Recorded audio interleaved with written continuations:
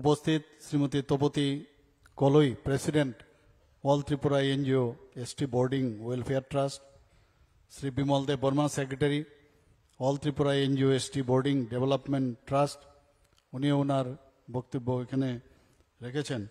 Shrimati Rina Deb Barma, chairman all Tripura NGO boarding development committee, Shri Muchan Jamatia, vice chairman all Tripura NGO boarding development committee, এবং এখানে হোস্টেলের superintendent থেকে শুরু করে যারা টিচাররাও এখানে উপস্থিত আছেন, এবং ম্যানেজমেন্ট কমিটির যারা অন্যান্য মেম্বাররা উপস্থিত, এবং যাদের জন্য আজকের এই অনুষ্ঠান, মাই ডিয়ার স্টুডেন্টস এবং আমার সাংবাদিক বন্ধুরা, সবাইকে আমি হার্দিক অভিনন্দন ও শুভেচ্ছা জানাচ্ছি। একটা সি চেঞ্জ আমরা দেখতে পেয়েছি। আমাদের মাননীয় প্রধানমন্ত্রী নরেন্দ্র মোদীজি 2014-তে যখন প্রধানমন্ত্রীর দায়িত্ব নেন, এর আগে কিন্তু আমরা কোনোদিন জনজাতিদের নিয়ে চিন্তা ভাবনা, কিছু একটা করার উদ্যোগ, যারা পিছিয়ে পড়া বর্গ তাদের সম্পর্কে আমরা দেখতে পাইনি। উনি যখন আসেন তারপরে একটা সি চেঞ্জ, যেটা আমি বললাম, সেটা আমরা দেখতে পাচ্ছি। আমরা দেখেছি যে ভারতবর্ষের যিনি রাষ্ট্রপতিজি, আমাদের সবার আদরণীয় দ্রৌপদী মুর্মুজিকে রাষ্ট্রপতি তৈরি করার ক্ষেত্রে মাননীয় প্রধানমন্ত্রীজির যে উদ্যোগ, যেটা এর আগে কোনোদিন ভারতবর্ষের কোনো ট্রাইবেল এবং মহিলা এবং অত্যন্ত নাম না জানা এক গ্রামের এক মহিলা, উনাকে রাষ্ট্রপতি বানিয়েছেন। বুঝতে হবে আমাদের, আমরা কিন্তু বুঝি না অনেক সময়, আমাদের মধ্যে বিভ্রান্তি করার চেষ্টা করে অনেক সময়, যে কেউ আলাদা নয়, সব মানুষকে নিয়ে আমাদের চলতে হবে। সবকা সাথ, সবকা বিকাশ, বিশ্বাস আর তার প্রয়াস। মাননীয় প্রধানমন্ত্রীজির উপর আমাদের এত বিশ্বাস এখন, যে দেশকে সুরক্ষিত রাখার ক্ষেত্রে যেরকম মানুষের আর্থসামাজিক উন্নয়নের সুরক্ষার জন্য উনি কথা বলেন, ওনাদের বিভিন্ন স্কিমে সুযোগ সুবিধা দেওয়ার যে ব্যবস্থা, এর জন্য ওনার উপর যে আস্থা, যখন একজন গার্জিয়ান যখন এরকম হয়, তখন আমরা কিন্তু অনেকটা স্বস্তিরে থাকি, যে না, আমরা ভয় নেই। তো সেই ভয়মুক্ত একটা পরিবেশ, আগে ভারতবর্ষের যে অবস্থা ছিল, কথায় কথায় ভারতবর্ষের যে আমাদের সোলজাররা ছিল, তাদের গলা কেটে ভারতবর্ষে ফেলে রাখতো। আমাদের হাজার হাজার বর্গ কিলোমিটার এখনো সেই চীন দখল করে রেখেছে আগের জমানায়। এখন আমরা কোথায় দেখছি, কি দেখছি এখন? যখন মাননীয় প্রধানমন্ত্রীজি, আগে আমরা শুনতাম খালি মুখে বলতো দেখে নেব, কিন্তু কাজের বেলায় অষ্টরম্ভা।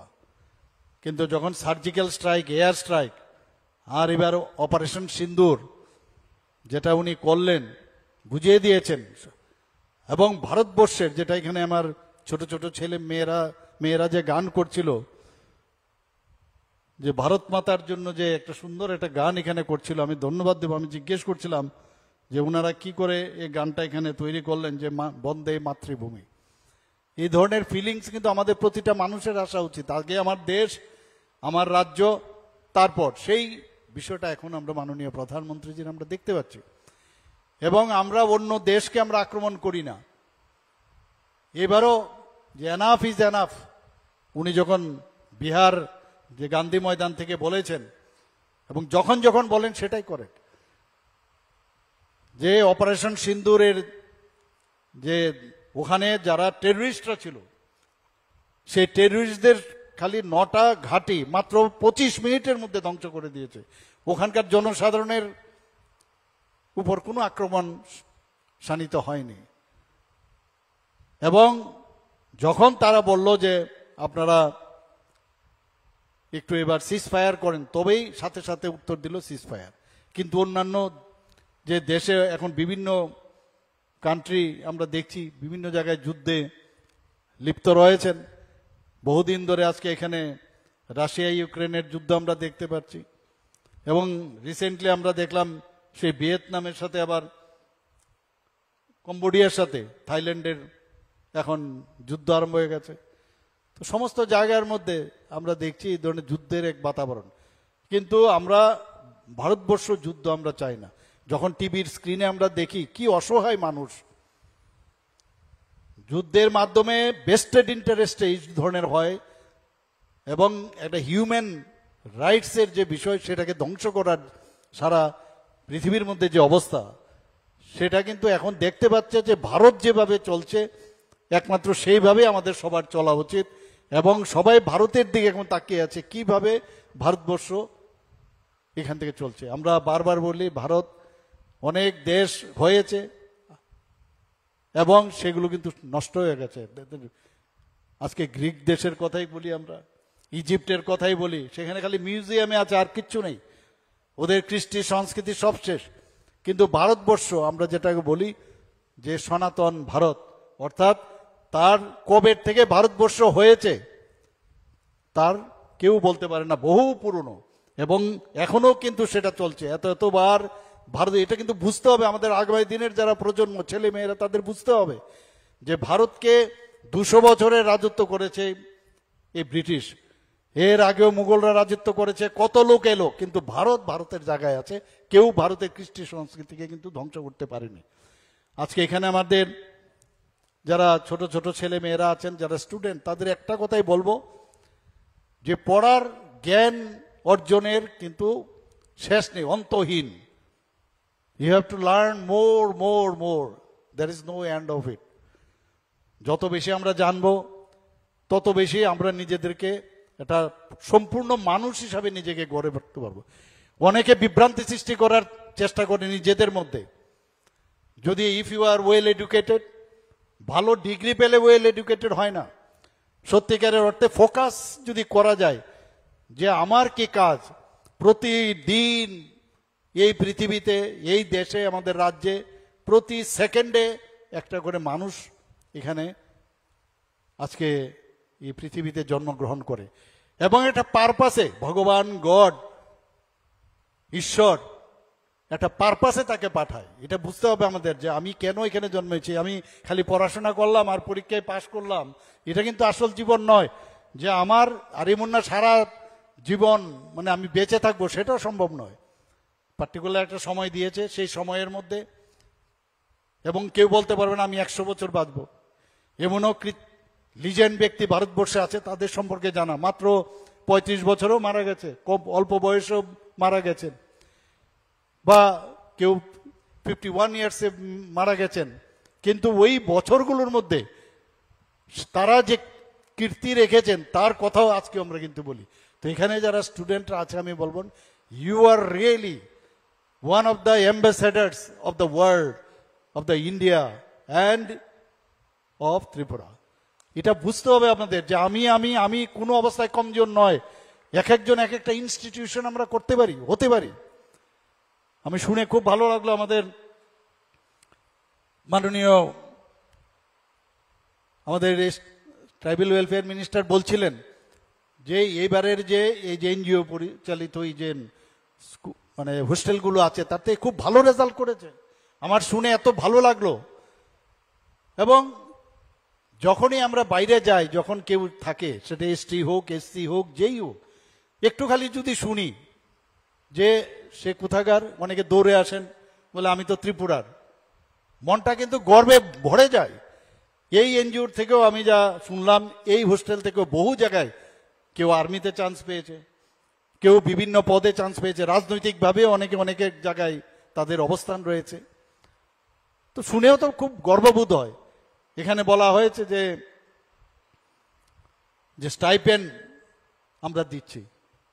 মাননীয় মিনিস্টার সাহেব আমাকে বলছিলেন, বলার পরে আমি বললাম যে আমাদের একটা পলিসি বানান, সেই পলিসিতে যদি ওনাদেরকে আরো কিছু সাহায্য করা যায় নিশ্চয়ই আমরা সেটা করব, কেন করব না। দে আর আওয়ার চিলড্রেন্স, তারা আমাদের ত্রিপুরার মানুষ। আমরা সবাই এক রাজ্যের, আমরা সবাই, আমরা জাতি জনজাতি মিলে এই ত্রিপুরাকে এক ত্রিপুরা, শ্রেষ্ঠ ত্রিপুরা আমরা বলছি বারবার, সেটা আমাদের করতে হবে।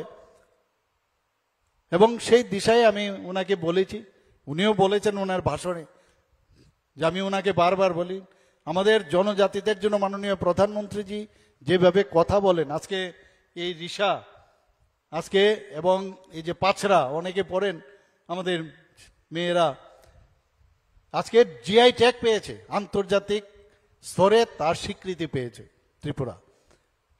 আমাদের জনজাতিদের জন্য আপনারা মাননীয় প্রধানমন্ত্রীজি আসার আগে, এর আগে কেউ শুনেননি যে 2019 থেকে 2024 পর্যন্ত 60 জন জনজাতি ব্যক্তিকে এখানে পদ্মশ্রীতে সম্মানে ভূষিত করেছে। এর আগে কোনোদিন আমরা শুনিনি এক নাগারে বিশিষ্ট ব্যক্তিদের।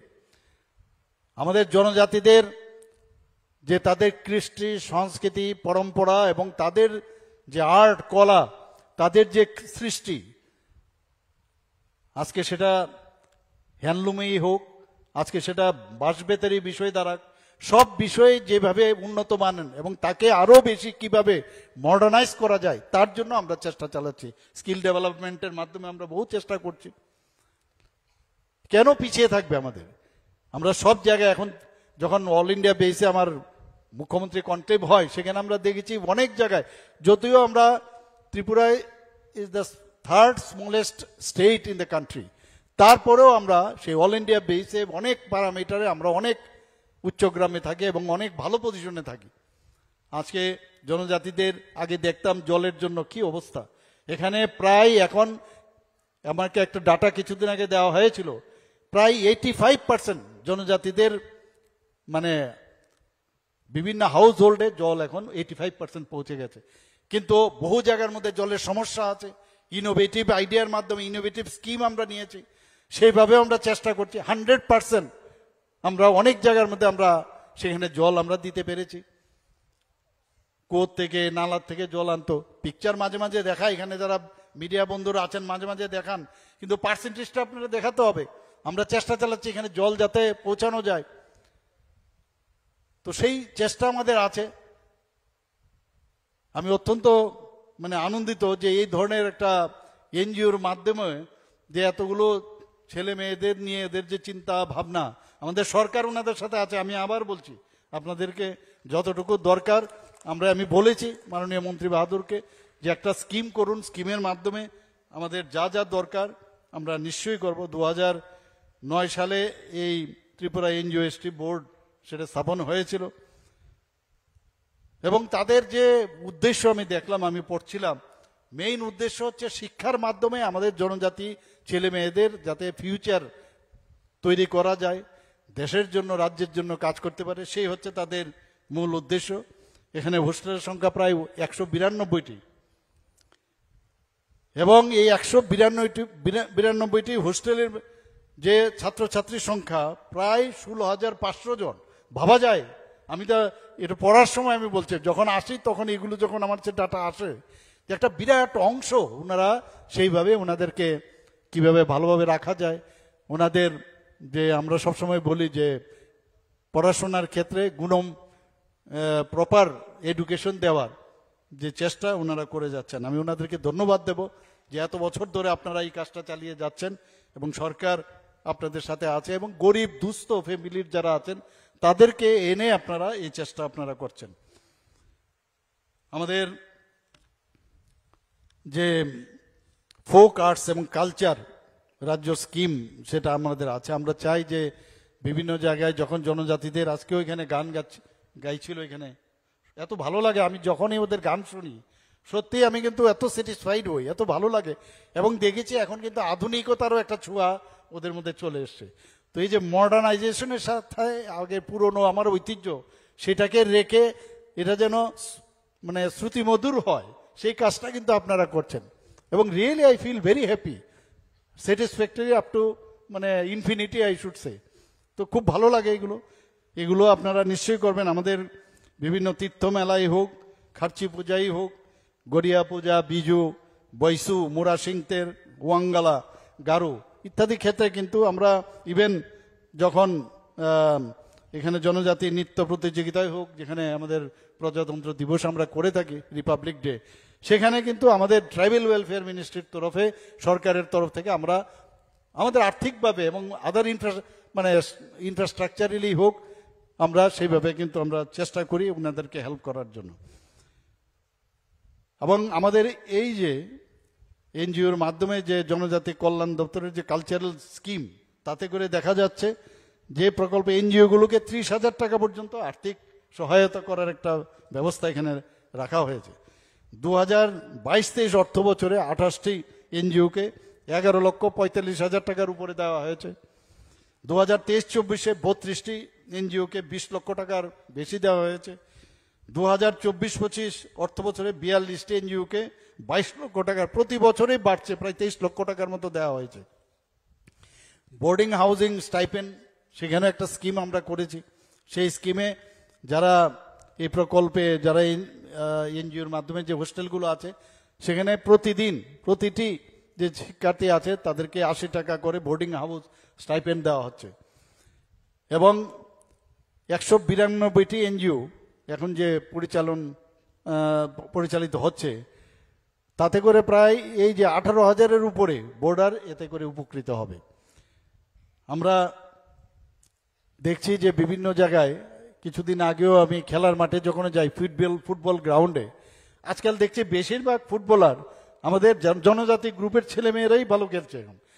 এবং আমরা এর জন্য জনজাতি এলাকার মধ্যে আমরা এই যে টার্ফ ফুটবল গ্রাউন্ড, সেখানেও আমরা এর মধ্যে কয়েকটা জায়গার মধ্যে আমরা কিন্তু উদ্বোধনও করেছি। কোনো অংশেই কিন্তু জনজাতিরা কোনো অংশে কম নয়। আমরা পিছড়ে বর্গ বলতে আমি বলছি যে কোনো অংশেই যেভাবে এখন চলছে, আপনারা কিন্তু এখন মানে ফ্রন্ট রানার জাতি হিসাবে আপনারা চলে এসেছেন। সারা ভারতবর্ষে আমরা জানি যে 700 জনজাতি গোষ্ঠী আছে, এর মধ্যে ত্রিপুরাতে 19টি জাতি গোষ্ঠী আছে, আরও আছে অনেক সাব ট্রাইব ইত্যাদি আছে। আমি যখন রাজ্যসভার সদস্য হয়ে যাই, আমার মনে আছে প্রথম দিন আমি ওত নেই, সেকেন্ডে আমাকে বললো আপনাকে এই ডার্লং কমিউনিটির উপর বলতে হবে। আমি তো কিছুই জানি না কি বিষয়। তো যাই হোক, আমাকে 1 ঘন্টা সময় দিল। 1 ঘন্টার মধ্যে যেটা লোকসভায় পাশ হয়েছে, কিন্তু বিল মানে পাশ হবে ফাইনালি রাজ্যসভায়, সেখানে আমার বলতে হলো। সেখানে বলার পরে দেখা গেল সেই ডার্লং কমিউনিটিও ঢুকে গেছে এখন 19টি। 19+1 যদি হয়ে থাকে তাহলে 20টি জনজাতি গোষ্ঠী এখন হয়েছে। তো এইভাবে আস্তে আস্তে আস্তে করে মাননীয় প্রধানমন্ত্রীজি চাইছেন যে তাদের স্বীকৃতি যেন দেওয়া হয়, এবং সেই কাজটা আমরাও ত্রিপুরা সরকার আমরা সেইভাবে আমরা কাজ করছি। বন্ধুগণ, কিছুদিন আগে আপনারা জানেন যে মাননীয় প্রধানমন্ত্রীজি মহাত্মা গান্ধীর যে জন্মবার্ষিকী 2 অক্টোবর 2024, উনি ঘোষণা দিয়েছেন ধরতি আবা জনজাতীয় গ্রাম উৎকর্ষ অভিযান। যেরকম নাম সেই রকম কাম, যে প্রতিটা গ্রাম, আমাদের দেশের সবটি গ্রামকে উৎকর্ষ মানের বানাতে হবে, এবং সেখানে আবাসন নির্মাণ, সেখানে রাস্তাঘাট সেটা ঠিক হোক, সেখানে বিদ্যুৎ যেন পৌঁছয়, এবং ইলেকট্রিসিটি যাতে আমাদের সৌর বিদ্যুৎ তৈরি হয় সেই বিষয়ে এখানে করা হচ্ছে।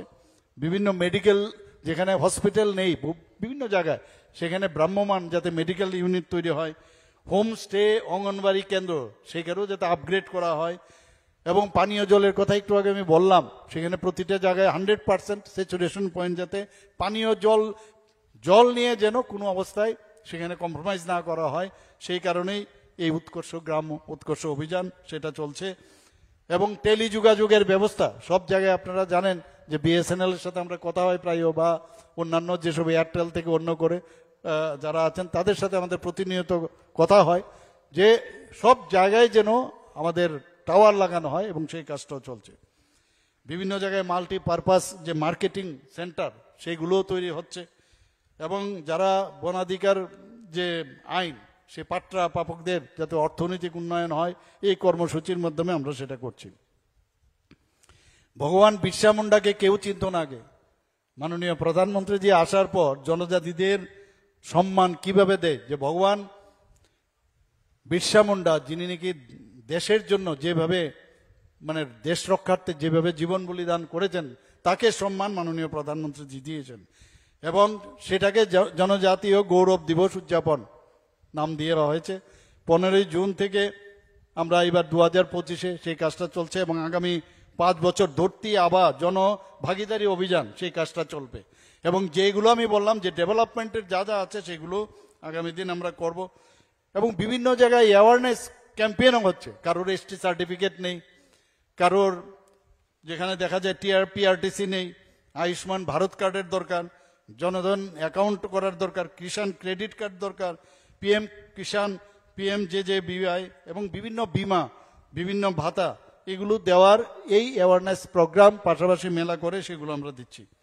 আমি ধন্যবাদ দেব মাননীয় মন্ত্রী বাহাদুরকে যে উনি সমস্ত জায়গায়, আমি ওনাকে বলেছি যে আমরা তো ঠিক আছে, সেটা গভর্নমেন্টের তরফেই হোক আর প্রাইভেট অর্গানাইজেশনের থ্রুতে হোক, আমাদের দেখা উচিত তাদের ছেলে মেয়েরা তার কিন্তু কমলমতি, ভেরি মানে সিম্পল পার্সন, এবং তাদের ভেরি সফট ইন নেচার, তারা যাতে প্রপারলি তাদের প্ল্যাটফর্ম প্রপার থাকা, খাওয়া, পড়াশোনা সব দিকে হয়। এবং সেই কারণে উনি প্রতিনিয়ত, আমি দেখি টিভির পর্দায় প্রায়ই দেখি, উনি আমিও জানি না, পর্দার মাধ্যমে আমার কাছে ইনফরমেশন আসে, রিপোর্ট, যে বিভিন্ন জায়গায় যান। তো ওনাকে আমি বলেছি কি কি করতে হবে, কিছু ডিরেকশনও আমি দিয়েছি, সেইভাবে উনি কাজ করছেন এবং সত্যি এটা প্রশংসার দাবি রাখে। আমি জানি না আগের কোনো মানে ট্রাইবেল ওয়েলফেয়ার মিনিস্টার আগের 35 বছরের রাজত্বে বা 5 বছরের রাজত্বে আমাদের বিরোধী দলের এরকম করেছে কিনা আমার জানা নেই।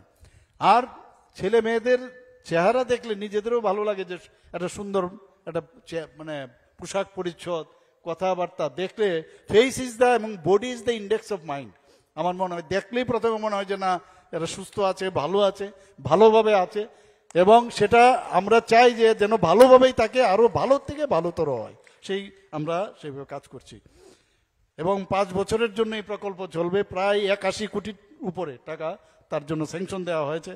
20টি 20টি নতুন ছাত্রাবাস আরো নির্মাণ হবে, 2টি মাল্টি পারপাস মার্কেট তৈরি হবে, আশ্রম, সরকারি আবাসিক বিদ্যালয়ের সঙ্গে যারা যুক্ত আছেন 16টি ছাত্রাবাসের আবার সেখানে মেনটেনেন্স করার জন্য রাখা হয়েছে, এবং 9টি বনাধিকার যে সেল সেটা স্থাপন করা হবে। 119টি অঙ্গনওয়াড়ি কেন্দ্রে প্রায় 14 কোটি টাকার উপরে সেখানে অনুমোদিত হয়েছে। 28 হেক্টর জলাশয়, সেখানে যারা মৎস্য চাষ করেন তাদের যেন সুবিধা হয় তার জন্য প্রায় 1,12,00,000 টাকা অনুমোদিত হয়েছে। সমগ্র শিক্ষা অভিযানের মাধ্যমে 15টি ছাত্রাবাস নির্মাণের জন্য অনুমোদন দেওয়া হয়েছে। Mission for integrated development of হর্টিকালচারের অধীনে প্রায় 2,36,00,000 টাকা অনুমোদন দেওয়া হয়েছে, যাতে পাবলিক প্লেসে বিভিন্ন জায়গায় যাতে বিদ্যুৎ সংযোগ থাকে। আমরা অনেক সময় যখন বিভিন্ন জনজাতি এলাকা বা গ্রামে গঞ্জে যায়, সেখানে অনেক সময় অন্ধকার থাকে।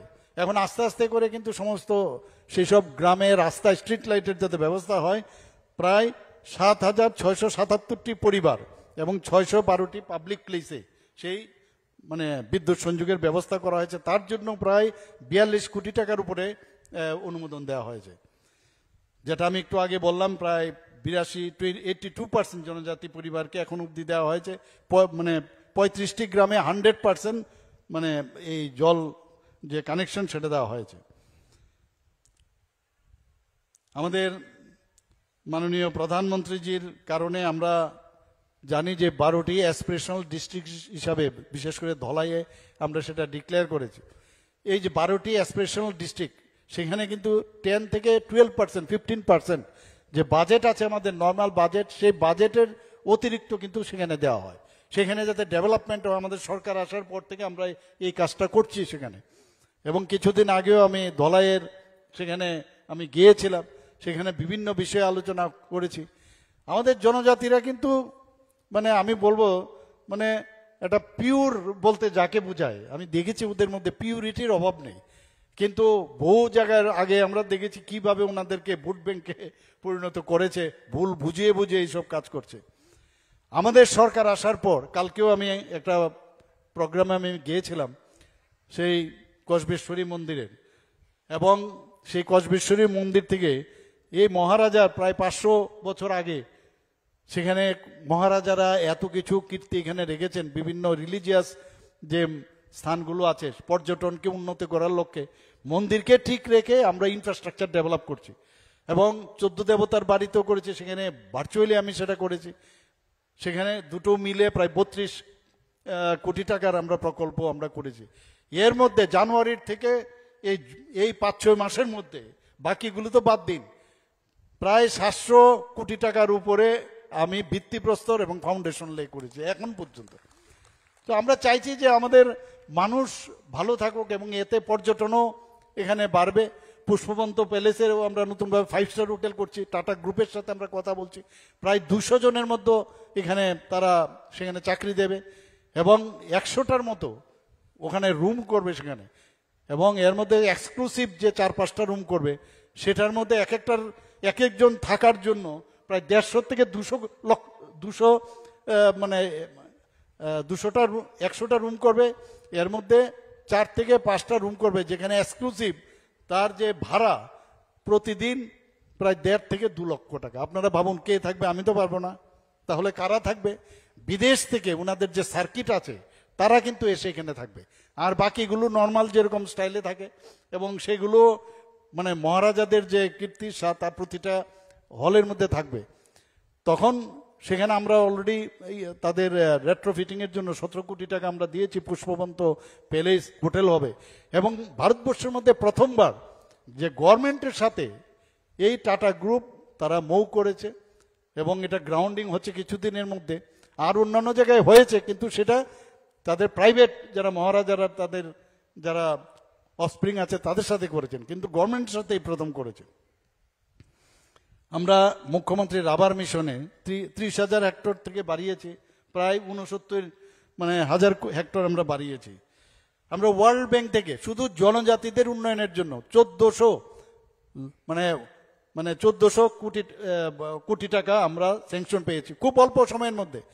আমি ধন্যবাদ দেব আমাদের যিনি ইউনিয়ন মিনিস্টার আছেন সীতারামনজিকে, যে উনাকে যখন আমরা ওনাকে অ্যাপ্রোচ করলাম যে এত অল্প সময়ের মধ্যে ওয়ার্ল্ড ব্যাংক কিন্তু দেয় না, এবং তাও জনজাতি এলাকার বিভিন্ন জায়গায় উন্নয়ন যাতে হয় সেই কাজটা আমরা করছি, সেখানে জীবনযাত্রার মান তা যে ভালো হয় সেই কাজটা অলরেডি আমাদের মাননীয় মন্ত্রী বাহাদুরের নেতৃত্বে সেই কাজটা চলছে। মুখ্যমন্ত্রী ট্রাইবাল ডেভেলপমেন্ট মিশন প্রায় 100 কোটি টাকা আমরা তার মধ্যে রেখেছি। গত 15ই নভেম্বর 2023 সালে আমি সেটার ঘোষণা দিয়েছিলাম, সেখানেও জনজাতি এলাকায় যাতে ডেভেলপমেন্ট হয় সেই কাজটা আমরা করছি। মুখ্যমন্ত্রী জনজাতি বিকাশ যোজনা, সেখানেও আমরা 2023-24 এবং 2024-25 যে অর্থ বছর সেখানে প্রায় 7,670 জন জনজাতিকে 25,000 টাকা করে আমরা আর্থিকভাবে সহায়তা করেছি। 2024-25 অর্থবর্ষে টিটিএডিসিকে অনেকে এটা নিয়ে বিভ্রান্ত করার চেষ্টা করে। আমরা টিটিএডিসিকে আমরা বলছি টিটিএডিসিতে ত্রিপুরার মধ্যে স্টেটের মধ্যেই, তো টিটিএডিসিকে আলাদাভাবে ভাবার কোনো বিষয় না, আমরা চাই সেখানেও তার ডেভেলপমেন্ট হোক, এবং সেই অনুযায়ী আমরা যে বাজেট আমরা রেখেছি এবার 860 কোটি টাকা দিয়েছি এই 2025-26 অর্থ বছরে, তার থেকে বেশি দিয়েছি, এবং অতিরিক্ত প্রায় 169 কোটি 82 লক্ষ টাকা এর মধ্যে আমরা টিটিএডিসিকে দিয়েছি। আর যে ট্রাইবেল যে সাবপ্ল্যান তার মধ্যেও প্রায় 6 থেকে 7,000 কোটি টাকা আমরা দিয়ে থাকি। বিভিন্ন রাস্তাঘাট যাই হয় ত্রিপুরাতে সবই কিন্তু টিটিএডিসির মাধ্যমেই হচ্ছে। তো এবারের বাজেটে আপনারা জানেন যে আমাদের দেখতে হবে, এটা বুঝতে হবে, আগামী দিনের যারা প্রজন্ম আমি তাদেরকে বলবো শিক্ষা অন্তহীন, শিক্ষার মাধ্যমে নিজেকে জানা, শিক্ষার মাধ্যমে আমি একটা সম্পূর্ণ মানুষ হওয়া, এবং অন্ধকার থেকে আলোর দিকে যাওয়ার যে ব্রিজ সেটা হচ্ছে শিক্ষা। শিক্ষা নিতে গেলে কিন্তু সেই কেউ আপনাকে আটকাচ্ছেন না, তোমাদের আটকাচ্ছে না কাউকে, নিজের উপর ডিপেন্ড করে আমি ফোকাস যদি হই সেই কাজটা আমাদের করতে হবে। এবং আগামী দিনে আমরা ত্রিপুরার যেটা আমি বললাম সত্যিকারের অ্যাম্বাসেডার যাতে হই। এবারের বাজেটে যেটা লোকসঙ্গীত, লোকনৃত্য, তাছাড়া হস্তকারু, হস্তশিল্প, এগুলো কিন্তু হারিয়ে যাচ্ছে আমাদের জনজাতিদের, সেগুলো যাতে না হারিয়ে যায় এবারের বাজেটে আমরা 3 কোটি টাকা বরাদ্দ করেছি, এবং সেটা চলবে। তো সব জায়গায় আমাদের যে চেষ্টা আমরা আছে, এবং আপনারা সবাই জানেন যে আমাদের এই ত্রিপুরার থেকে মাননীয় প্রধানমন্ত্রীজি উনি কি করলেন, যে তেলেঙ্গানার মতো এত বড় একটা রাজ্য, ত্রিপুরার থেকে একজন রাজ ফ্যামিলির একজন ব্যক্তিকে, আপনারা সবাই জানেন যে শ্রদ্ধেয় আমাদের জিষ্ণুদেব বর্মা মহোদয়কে তেলেঙ্গানার রাজ্যপাল বানিয়েছেন। ভাবা যায় কোনোদিন? সেটা একমাত্র সম্ভব হয়েছে মাননীয় প্রধানমন্ত্রীজির জন্য। আমরা এর মধ্যে আমরা আরো অনেক কিছু যাতে করা যায় আমাদের ছেলে মেয়েদের জন্য নিশ্চয়ই আমরা চেষ্টা করব। আমি মাননীয় মন্ত্রী বাহাদুরকে বলেছি যে বিভিন্ন যেসব স্কিম যাতে আনা যায়। All Tripura NGO ST board যে ওয়েলফেয়ার ট্রাস্ট, তাদেরকে কিভাবে সাহায্য করা যায় সেই চেষ্টা আমরা নিশ্চয়ই করব। সবাইকে অসংখ্য ধন্যবাদ এবং শুভেচ্ছা জানিয়ে আমার কথা বলা শেষ করছি, এবং আগামী দিন আপনাদের সাথে দেখা হবে।